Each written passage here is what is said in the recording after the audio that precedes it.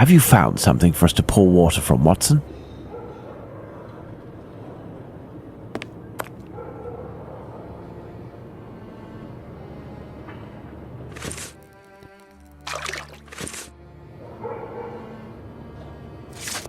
Yes, I have, Holmes.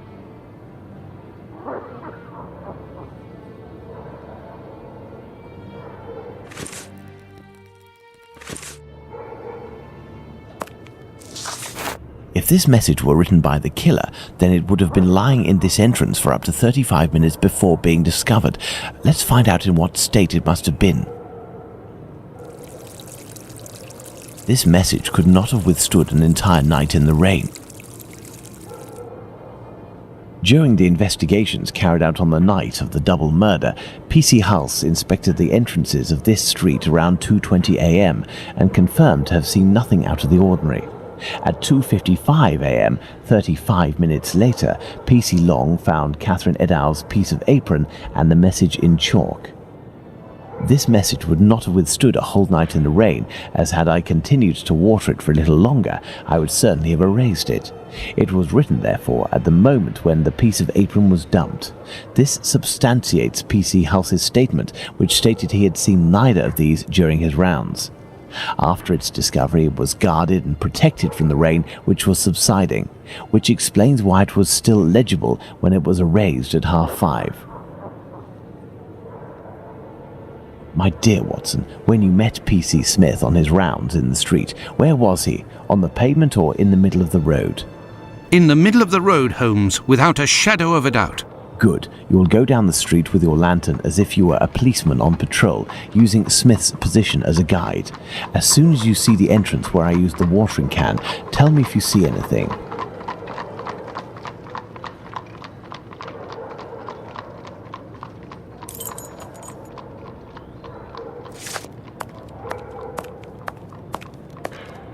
There, Holmes. From here, I can see something written. Can you read it? No. Do you see the white rag, Watson? I see something on the ground, but I'm not sure if it's what you were talking about. PC Long, who found the piece of apron, was examining the interior of the entrances, and yet nobody would have predicted that this piece of material would be discovered on the very night of the murder by a policeman on patrol. What are you trying to get at, Holmes? Let's look at this message on the wall, Watson. The Jews are not the men that will be blamed for nothing. In other words, the Jews were possibly blamed for nothing, but that will no longer be the case. Reading this message naturally begs one question. What would that be, Watson? Why? Indeed, Watson, why? For what reason would one have the right to blame the Jews in the future? Remember, Lestrade was killed near a club for socialist Jews, Edow's not far from a synagogue and the Imperial Club, and finally, this piece of apron dropped here. This building is occupied by Jewish families. The killer really did go out of his way to incriminate the Jews living in the area. It's a bit obvious, Holmes. Yes, but with the rumors, Watson, the author of this message would have received a response to his strategy. You are right, Holmes. So perhaps it's a good thing this message was erased. Whoever took the decision to do this is a man of great wisdom and courage. Let's return to Baker Street, Watson. I have some pipes to smoke to help me think more clearly. Let's go back to Baker Street. Home, sweet home.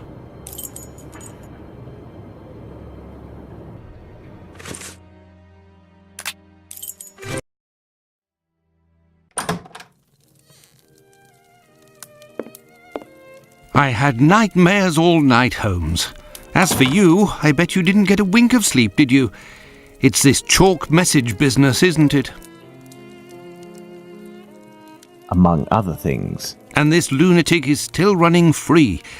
If only we knew what he looked like. But we do know, Watson. We have a fairly accurate description. I must have missed an episode of your adventures, Holmes.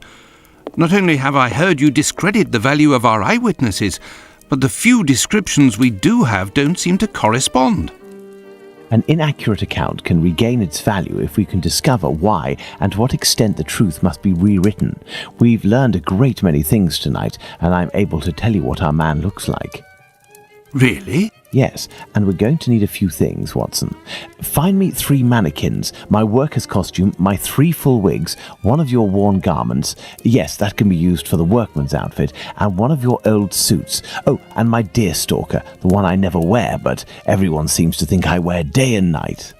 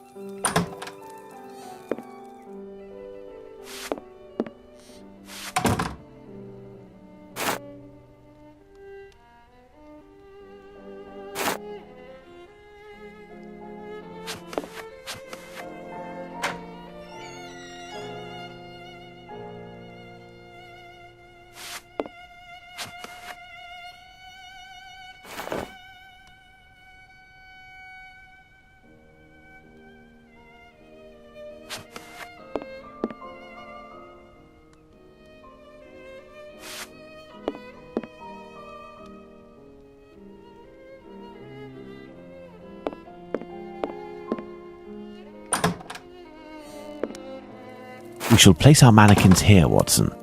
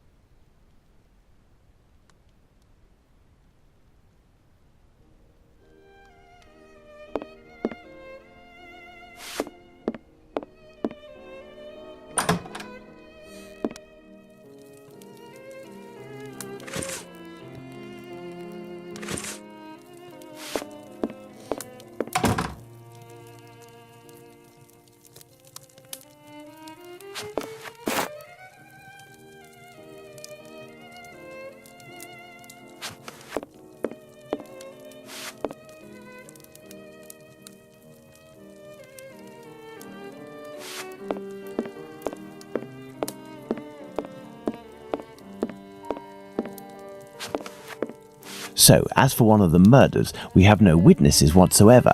As for the 3 other, we have at least one person who claims to have seen the victims talking to a man a few minutes before their death. Do you remember whom these would be, Watson?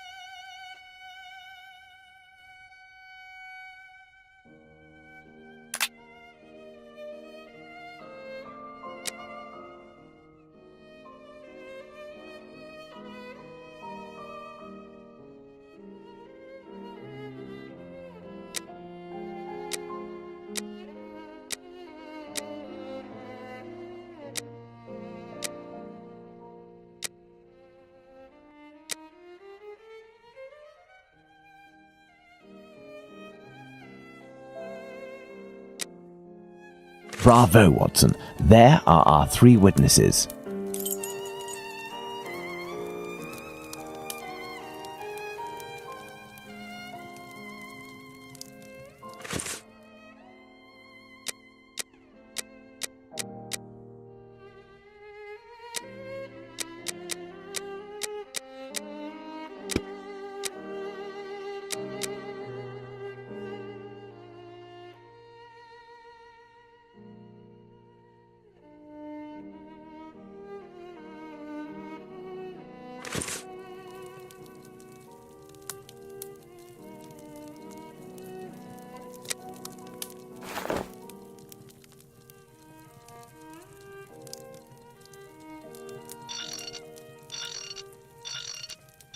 There is an error, Watson. Let's reread Abraham's testimony.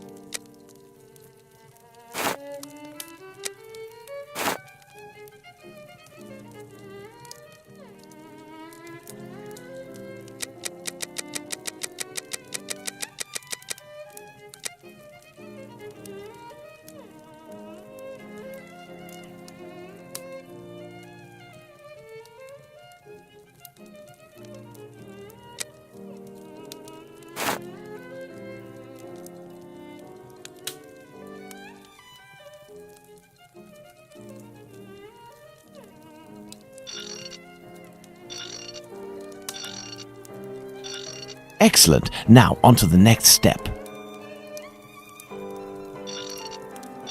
There is an error, Watson. Let's reread Abraham's testimony.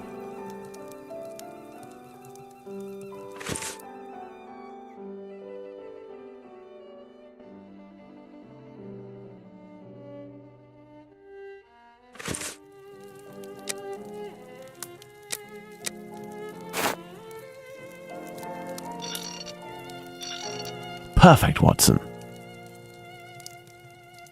Indeed, Watson, that's the right size for Abraham's mannequin. The account given by Mr. Solomonovich's friend is incorrect in at least 1 point. The first Joseph said that the man was at least 5 foot 7 inches tall. The second Joseph said he was 3 inches taller than the victim, whom we know was 5 feet tall, which would suggest a height of 5 foot 3 inches. Don't forget that it was this second Joseph who attracted his friend's attention towards the couple on the other side of the road. We can assume he got a very good look at them.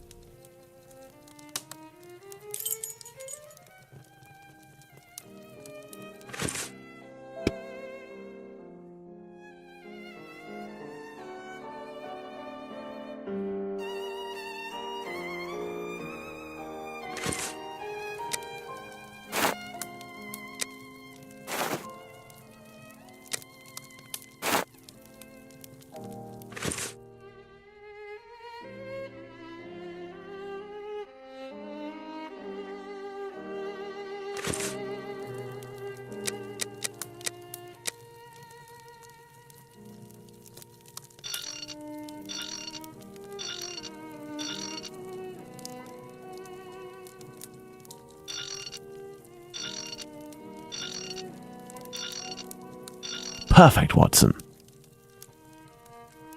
As for young P.C. Smith's account, he must have been mistaken about this person's real height.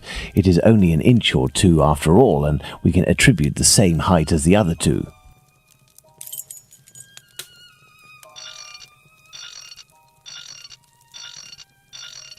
Bravo, Watson. Our mannequins have been recreated based on the correct accounts.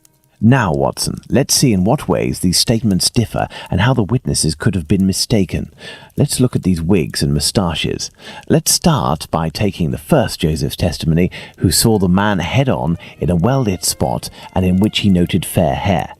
Now, let's consider the same person, but in the lighting and angle of the other two witnesses, in the darkness of night with poor artificial lighting from above. Put out the light, Watson.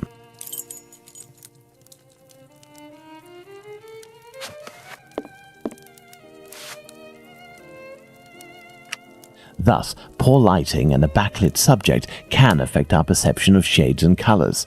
The wigs from Abraham's mannequin took on the same colour as the other two. The three testimonies, therefore, don't contradict one another, and we can apply the same facial hair to all three mannequins. Turn on the light, Watson.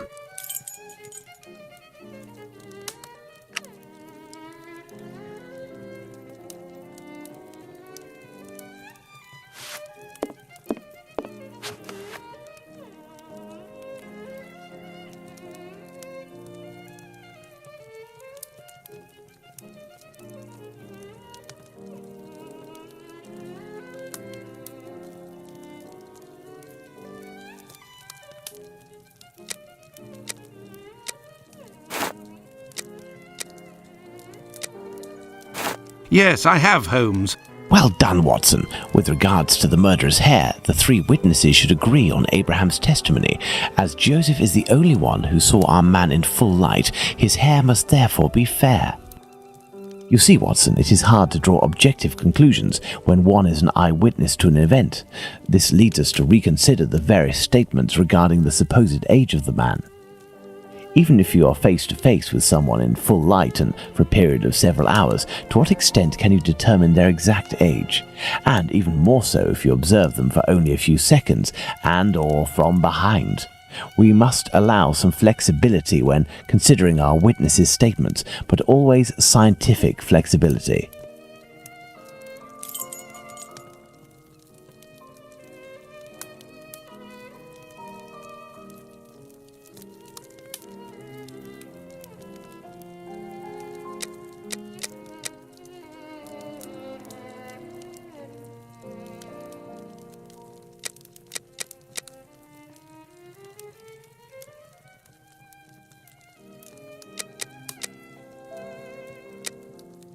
Perfect, Watson.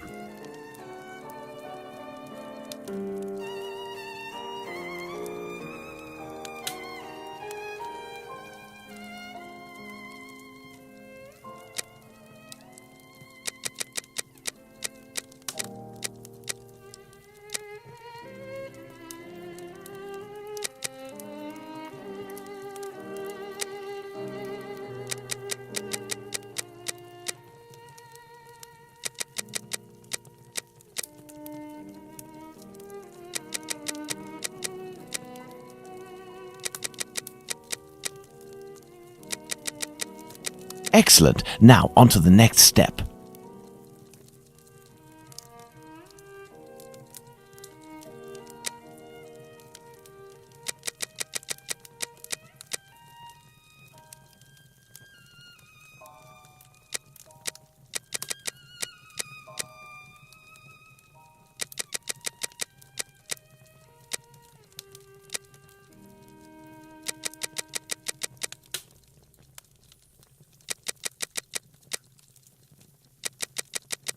There we are. Magnificent. Yes, I have, Holmes. Now that we have fully considered the witness accounts, let's see to what extent they agree.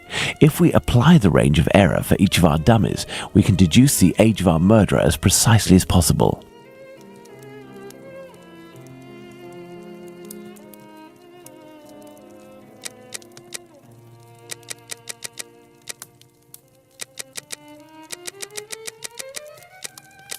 Perfect, Watson. Within a margin of 1 year, Watson, the age of our murderer is 33 years. But the man described by Smith was dressed respectably, whereas the other two were poorly dressed. Indeed, but Whitechapel's respectively could quite easily describe the Sunday bests that all lower-class men own. Now, let's place ourselves in the shoes of Liz Stride's killer. He has just slain his victim and sees Louis Diemschutz discover her body. Our killer is at great risk if he stays in the area. He therefore gets away from this spot.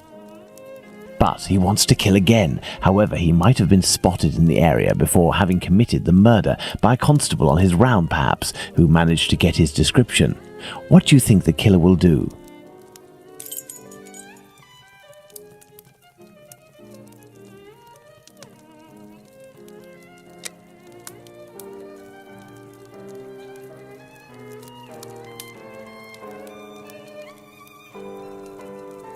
Go back home or to a safe location, change his clothes and leave again in search of another victim. It's the only possible explanation, Watson. The man returned to the safety of his lodgings and then decided to go out again with new clothes and repeat his sinister nocturnal work. That's how the discrepancies between the witnesses with regards to clothing can be explained. What a cold-blooded animal! And what determination! Powerful motives are pushing this man. Thus, we can conclude that the respectable man with the package may very well have been seen by the two Josephs. Even if it is just a mannequin, it's giving me goosebumps. But have we really made any progress, Holmes?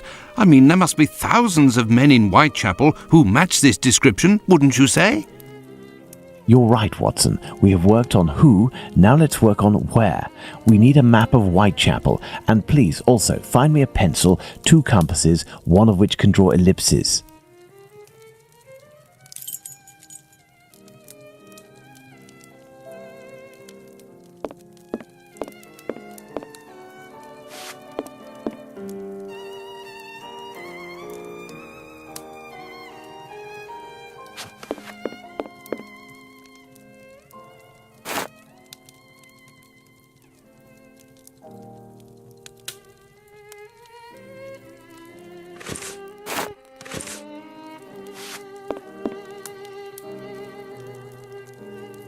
We'll need a map, Watson.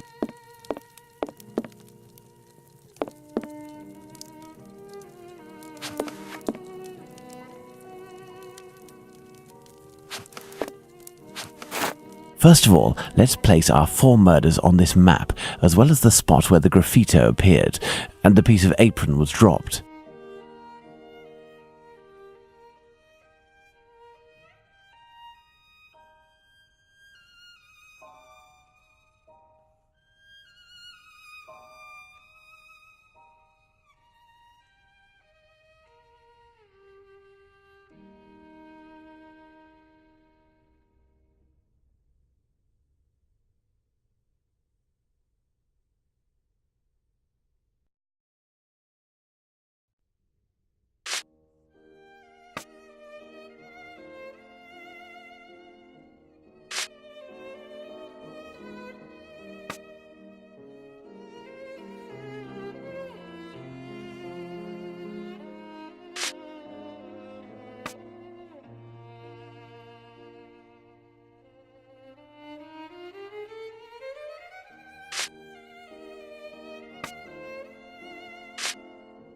Perfect, Watson.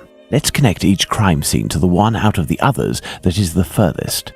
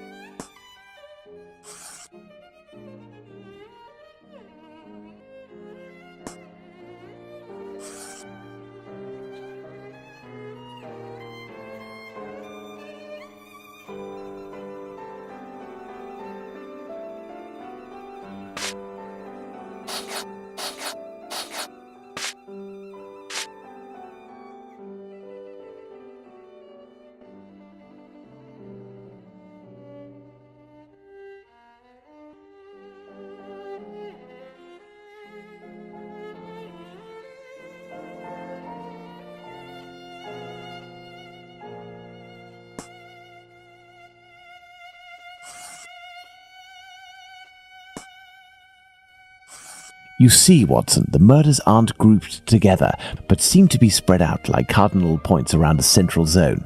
The killer obviously wanted to avoid returning to the previous scenes of his crimes, assuming that they would be more closely watched or that he could be recognized. So the killer lives at the centre of this cross? In the vicinity, most certainly, but how near?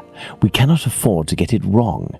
If you concentrate, Watson, you will notice that the murders are roughly equidistant from the intersection point of the diagonals. Let's focus on the night of the double murder. Remember, Watson, it took us 20 minutes to get from Dutfield's Yard to Mitre Square. Let's draw a line from one to the other.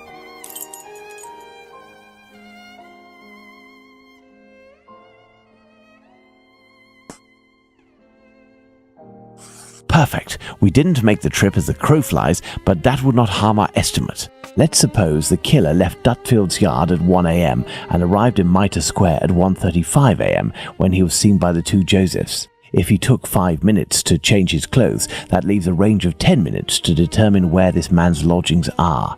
We must determine the area in which one can go from Dutfield's Yard to Mitre Square in less than half an hour. To do this, let's draw an ellipsis. The length between Dutfield's Yard and Mitre Square corresponds to 20 minutes. By adding half, we get a distance of 30 minutes. By taking the two right segments, each starting from the two murder scenes, and which the sum of the lengths makes 30 minutes, we get our ellipses.